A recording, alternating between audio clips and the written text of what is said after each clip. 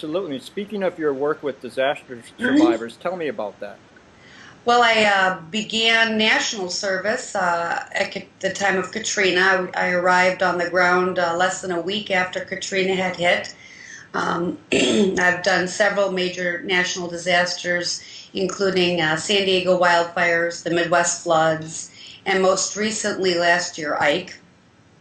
I work with survivors, first responders, community, and so I'm there at the time of disaster. And I've also gone as a consultant after to work with schools, community groups, and residents regarding secondary traumas, doing evaluation for post-traumatic and recovery from major disasters. So you give a lot, but you get even more back. I always say that I'm certain that I got more being there than I could have ever given. It's wonderful professionally, but more importantly personally. I get so much from the people that I work with, both other volunteers, other community members, but most of all, the survivors. Now, why do you think some people are more resilient than others? I've given a lot of thought to that, and actually positive adaptation is a term that originates in trauma work.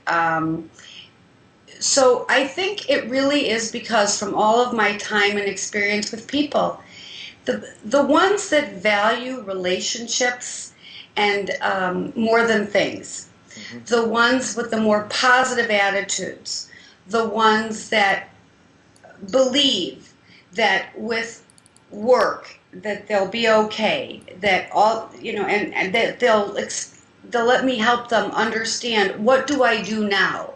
What do we do now? And I start slowly by helping them understand what to do now. Those most receptive and most clear on it's not the material objects, but that they have their safety, their health.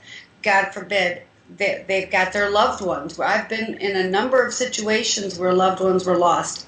People are survivors by nature. And that's what I think the resiliency is. I think that's the difference. I'd like to speak about that a little, because there's a great quote by Erich Fromm. He says, "If I am what I have, and what I have is lost, who then am I?" It's a perfect quote, Phil. It's exactly it. I've seen people, I remember a story. I was at the San Diego wildfires, and I was in Rancho Bernardo, where a number of the news agencies were reporting from. And there was a younger couple, there was nothing left of their home. It was absolutely fully destroyed, just a chimney was left.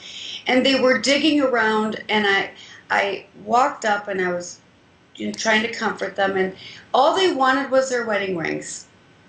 One thing.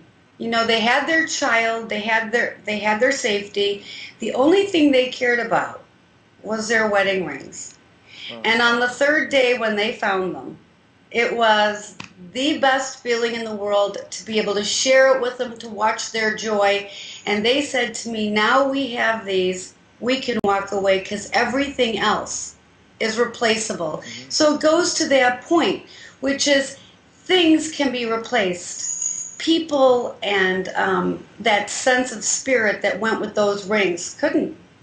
Yeah, I like that anonymous quote, "Security is not in having things, it's in handling things." And that speaks to what your work too. I think we all get caught up in the what do I have, more importantly, what I don't have.